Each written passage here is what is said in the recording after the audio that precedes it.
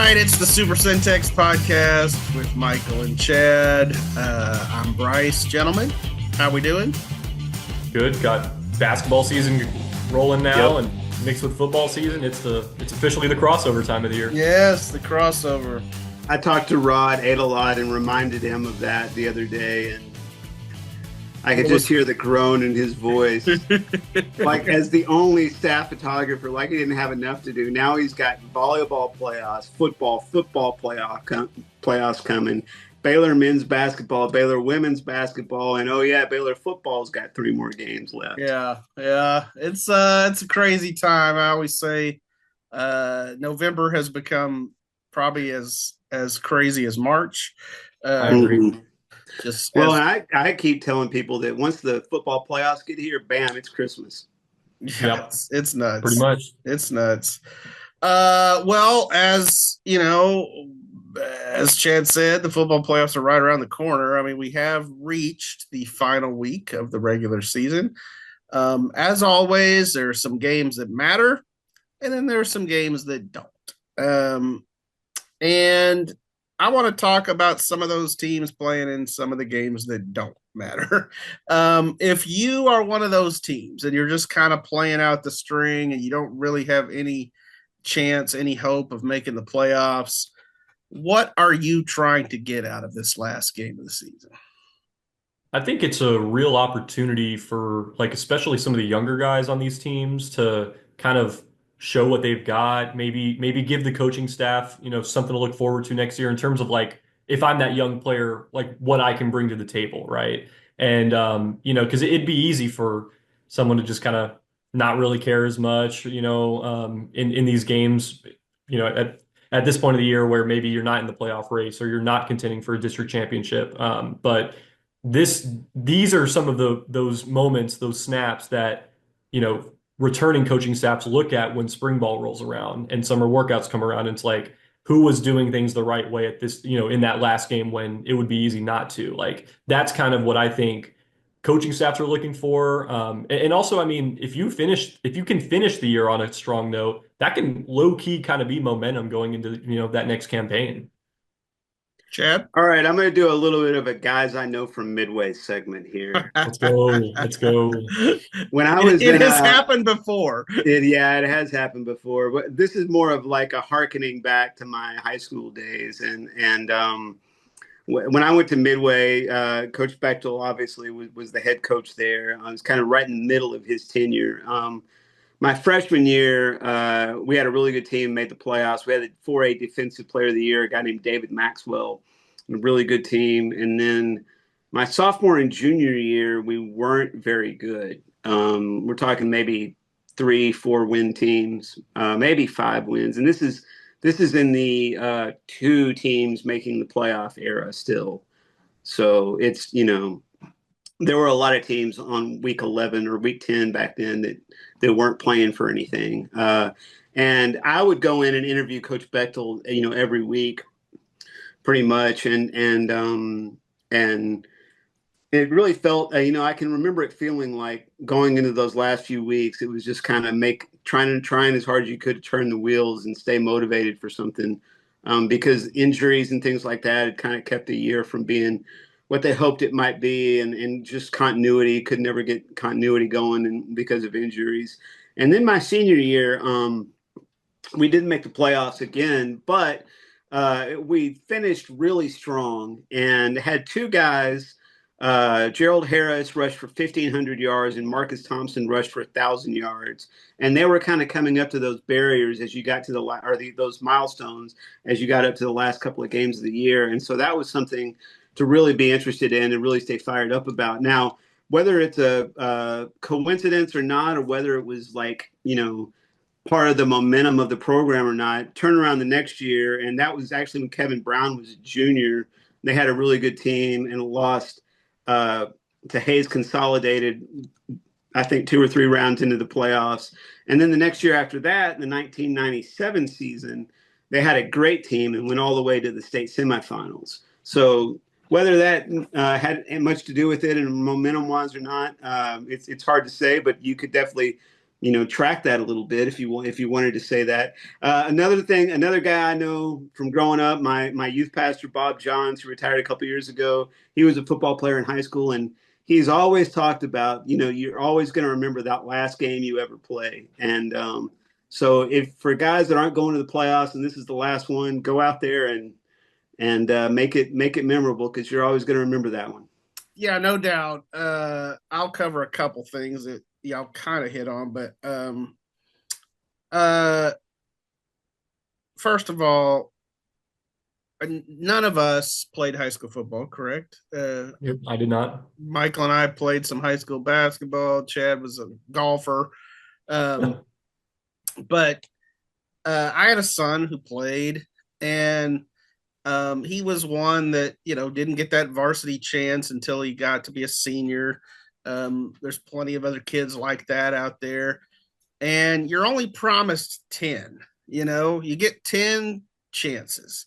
And if you think it goes by fast for us, think about those players. I mean, it goes by quick.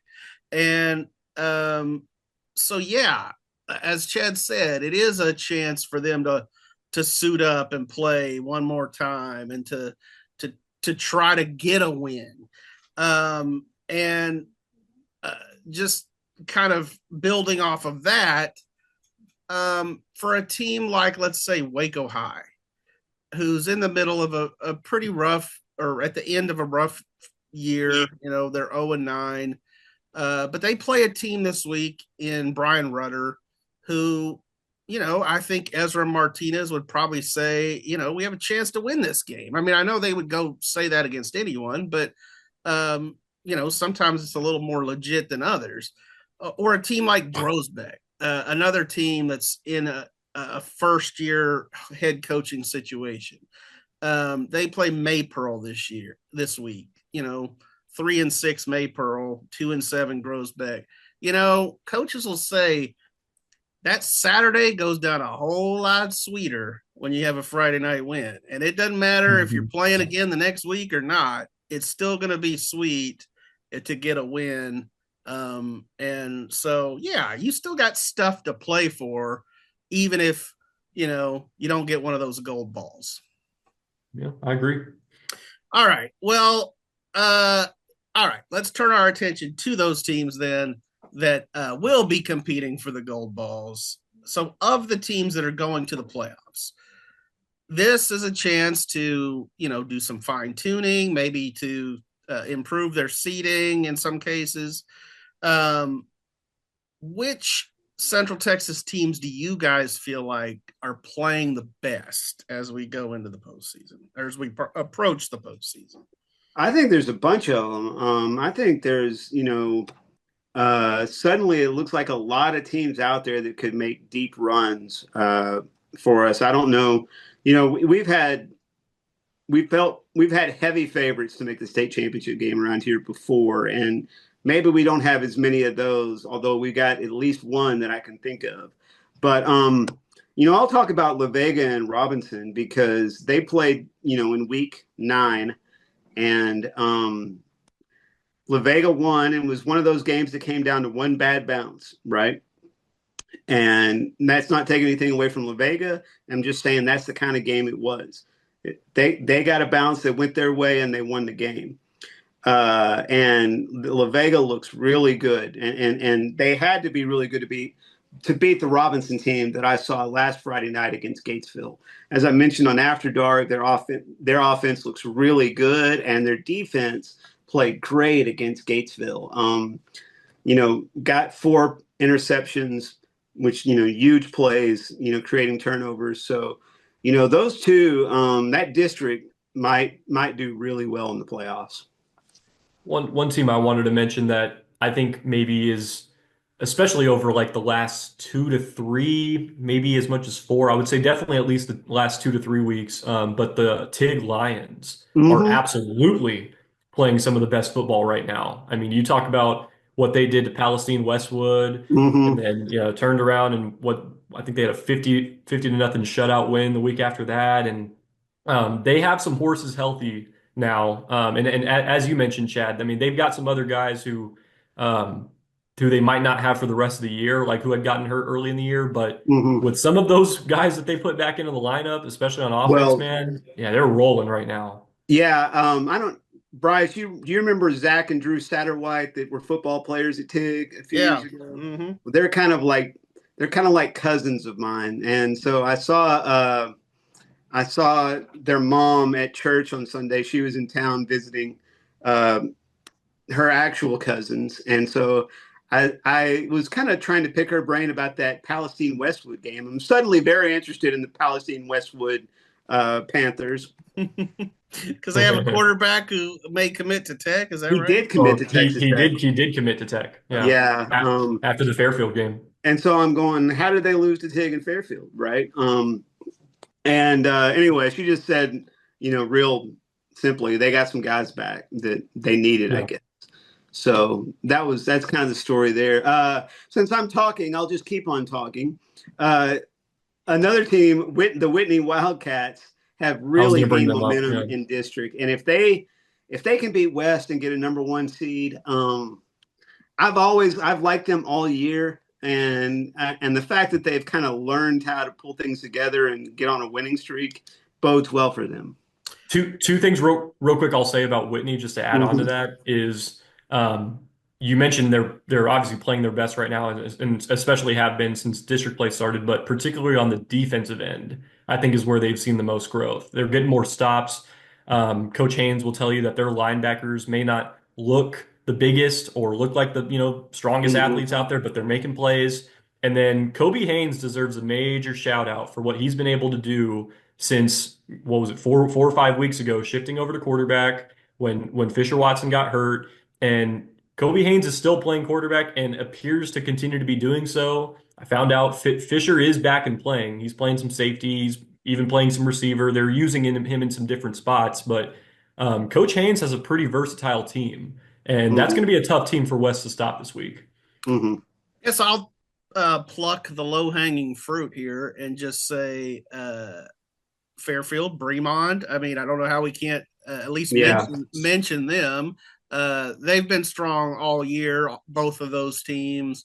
We've talked so much about like the likes of Cole Collins, but a guy that really has run the ball well, and he's a great defensive player for Fairfield is Jason Brackens. And it's the 99th straight year that Fairfield has had a Brackens in some sport. And yes, he is from the famous Brackens family. What I want to know, I want to do a deep stat dive. I want to know Fairfield High School's record in all sports, their winning percentage when they have a Brackens. When they have a Brackens, it's probably good. Higher than without. It's really good. Yeah, I would venture that. And obviously Bremond, we've talked a lot about them too.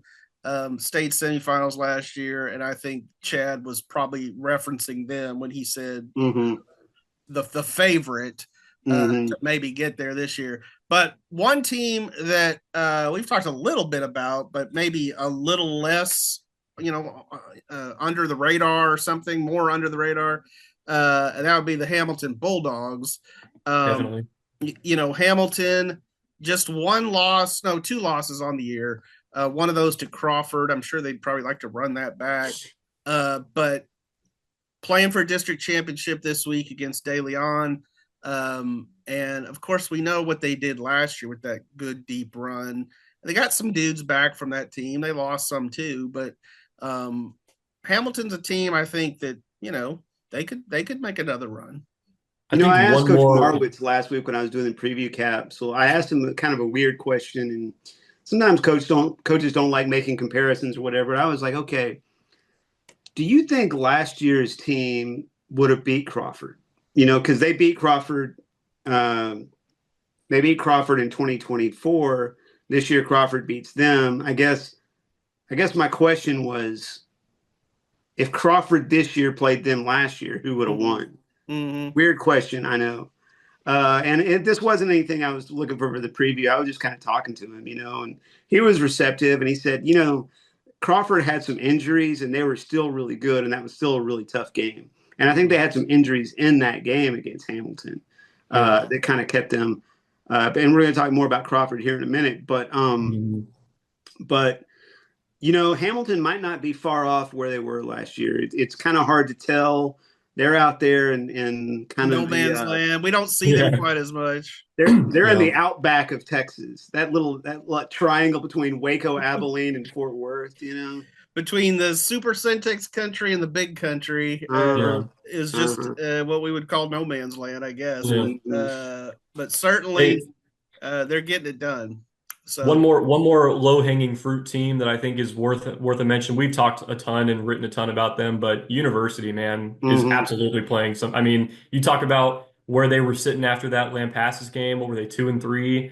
I mean, it would have been really easy to kind of sulk a little bit going into district play, but they've absolutely taken care of business and have a huge opportunity this week. So keep milking London Smith, man. I mean, just ride that dude. He's got 16 touchdown catches on the year now, and first season over 1,000 yards for him as a high schooler, which was a huge goal for him going into the year. So good deal. Chad referenced it. Crawford plays this week against Rosebud-Lott. To me, this is one of the most interesting matchups of the week. Chad will be there down at Bill Baines Stadium in Travis, Texas, between Rosebud and Lott.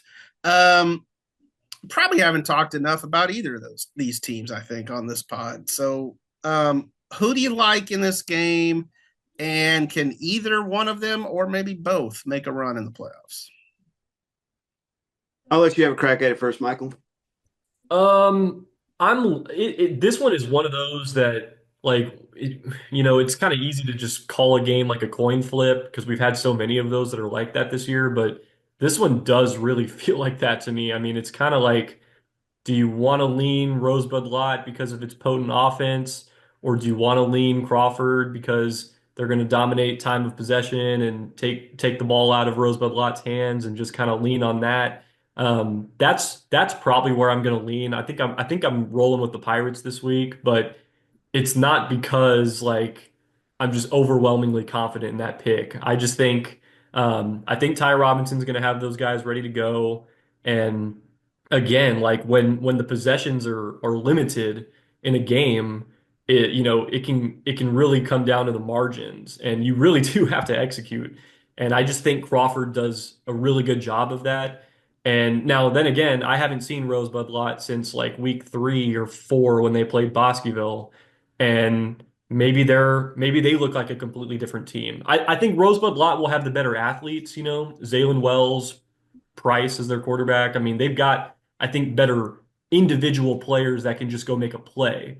But I really think Crawford is going to be able to kind of play that 9-minute drive style game and just kind of squeak it out in that way. Yeah, I think the same thing about it. I have picked Rosebud-Lott because I very rarely ever pick against a home team when I'm going to cover a game there. It's just a policy that served me well through the years, and a coin flip type of a game. Chicken.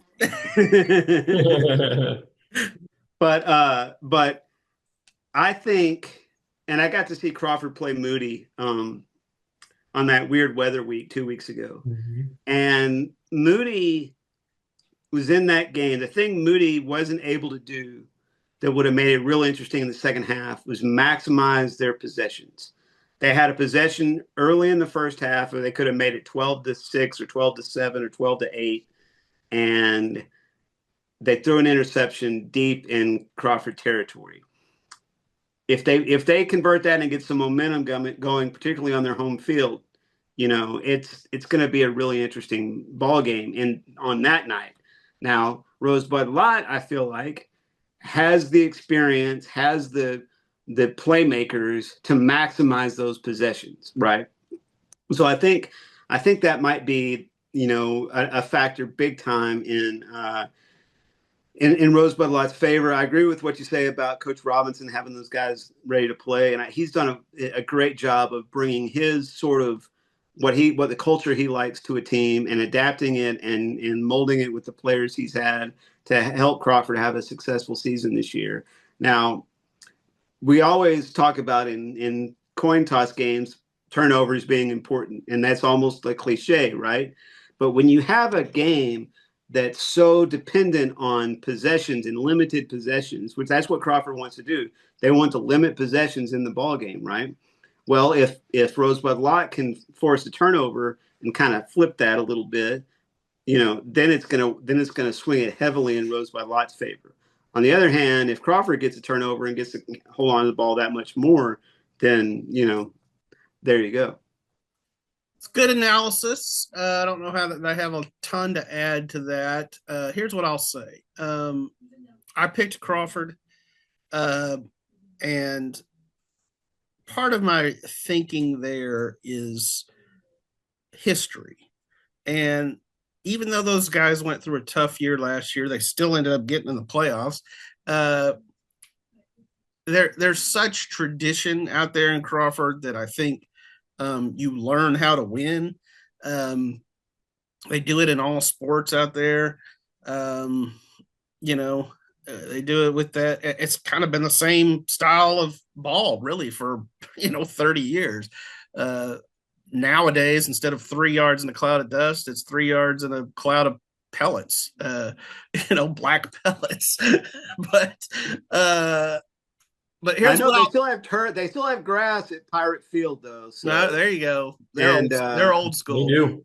I'm not sure about Rosebud-Lott. They may have field turf at Rosebud-Lott. Yeah, I don't know. I was there last year. I can't remember. I think it's grass. Stadium. But what I was going to say is this. I do feel like if Rosebud-Lott can maybe hit them with some big plays with Price, Ray, Broker, and that offense, and I think it could be a really interesting game. And I do think that if Rosebud-Lott was able to win, that certainly gives the Cougars a lot of confidence going into the playoffs. I think that could be like a momentum boost as they go in because, then they go, wow, we beat Crawford. We can beat some other teams, and off that, it would give, because it would kind of be like back-to-back playoff wins at the end of the year because Marlin, if you look at Marlin took Crawford to overtime, just a week ago or 2 weeks ago, whatever. And that was a huge win for the Cougars too. And especially when you look at like kind of what you were saying, Marlin has a pretty good history too. So, to your point, Bryce, I think this is a real opportunity for the Cougars, and that certainly could be some legit momentum going into the playoffs. So, I got an answer. It's field turf. There you go. Is it? Dang, I really thought it was grass. Whatever. It's green. Maybe that guy had you thrown. So there's my 3 yards in a cloud of pellets. Nice. So finally, let's talk a little realignment. Never too early. The UIL had its snapshot day last Friday with schools submitting their enrollments for the 2026 through 2028 realignment period. February will be here before we know it. So what are you guys most interested in, even if you don't have all the answers right now, going into that realignment date? I'm still wondering. I mean, I don't know if you've seen any numbers on Midway or Waco High. Midway turned in about 30 less than they did last time. Okay. Well, I was curious on that. And then, have you seen a Waco High number yet? I haven't. Okay. Because University is the number I saw was 1746. I can't remember. I don't know if that I mean I'm sure that's maybe a few more. Here, I've got the number from your University. It's actually a little bit less, fewer. University was 1802, down a little bit, 1746. Well, and this is a storyline that will come up and we're going to write about this stuff certainly over the next few months and as it gets closer. But around the state, public school enrollment has gone down. It has. It's a trend. And so there's a lot of thought that, unlike most years, the number for a lot of these classifications may actually drop a little. Usually it tends to go up, but it may actually drop a little. Will that keep Lorena in 4A? I think that's something to watch. But, I do feel like Lorena is going to be a really interesting case study because they're good in all sports, but to me, they're a different animal when they get to play in 3A. I agree. Johnny Tusa always used to say it. I'd much rather be the big fish in the small pond than vice versa. So I think that's something to watch. I got to chime in a little bit with some conversations that Brad Shelton was having in the press box, the Midway AD the other day. And so some interesting things for that district. A couple of the Killeen schools look like they're going to be dropping down to 5A, and that would be Shoemaker and Killeen. Parker Heights looks like it'll stay 6A, along with Coppers Cove, Temple. Lake Belton going up to 6A. So that certainly makes a lot of sense as a district for Midway. Brad was thinking they'd probably maybe pick up Hutto. Obviously, Midway does not want to go north again. There's always that fear, I think, out there that they might end up in that, Duncanville district. But what's the difference? I guess it's either, are you playing them in the first round of the playoffs, or are you in the district with them? I don't know. True. I mean, I have a solution. You get some California politicians in here, and you redraw the school district lines with Midway, Lorena, and McGregor. Right? It can be beneficial for all three. We got some politics on the Super Centex pod. I love it. What else? Anything else? Y'all will be So just to piggyback off that, so I think Killeen Chaparral might be on they might be a 6A school. I don't know for sure, but there's a chance. They were borderline. So that could be another one that enters that mix too, which I think they've been 5A historically. So sure, right. They're fairly new, so exactly. We were talking about this earlier, trying to remedy my ignorance of the subject, as I have not seen the numbers and haven't looked closely at it. But we were talking about Lake Belton being 6A and the potential for a Lake Belton Midway rivalry in a lot of different sports could be fun. Agreed. And when you say a lot of different sports, I think that's a great point, because they're good in volleyball. I mean, could that long district volleyball winning streak that Midway has come to an end against Lake Belton? Might, yeah. Soccer, girls soccer in particular. Oh man, yeah. Softball, they're really good in softball. I mean, that would be fun to have some Midway Lake Belton district softball games. That would be fun. They're good in baseball too. So, that would be fun. I would love to see a little Midway Lake a rivalry kind of emerge. I would be a little surprised, I think, if football wise, Lorena is still in there with La Vega, Gatesville, China Spring. That was an unusual thing that China and La Vega ended up 4A Division II this last time. The number, I think they came in just right under the number. So if they shift like you're saying, they could be back in D1. I think that's highly possible. So we'll see how those numbers come out. It's always Chad, you've seen it over there before. I was telling Michael it'll be his first realignment this next February. He's looking forward to it, but it's a scene, man. It's a scene for sure. Yep. Yeah, they have that box, and as soon as 9 a.m. comes, those coaches are like grabbing and just and then it's almost like a stock market exchange floor, because they're like, I need a week 3. So, nice. It's crazy. Tell us where you're going this week. Man, I am going to have a heck of a weekend. I recruited a friend, actually a couple of friends, to go with me on Friday night for the Crawford at Rosebud-Lott game, which you mentioned I was covering. When that one ends, I'll interview both coaches and perhaps a player if it's, on the docket. And then I'm going to get in my car and have my buddy drive, and I'll write and do photos while we head. My friends want to go as far as Sweetwater, because they want to get up and be on the scene when College Game Day fires up in Lubbock, Texas on Saturday morning. Nice. It'll be a lot of fun. I know Game Day not necessarily your scene, but no, it's not. But I'm happy to accommodate. You know me. Yeah. Well, and You're so full of crap. Go on, Michael. So Chad will be graciously driving me to Copper's Cove on Thursday as well. We'll be Mhm. seeing the Midway Panthers take on the Bulldogs, DAWG, and and then Friday I'll turn around and I'll head back that way because I'll be seeing the University U Dogs trying to secure their first outright district championship in 70 years as they play Colleen Ellison at Buckley Stadium. So should be a fun atmosphere. Yeah, no doubt. I'm out on Thursday, but Friday I will be in West, Texas, out in the for the West Whitney game.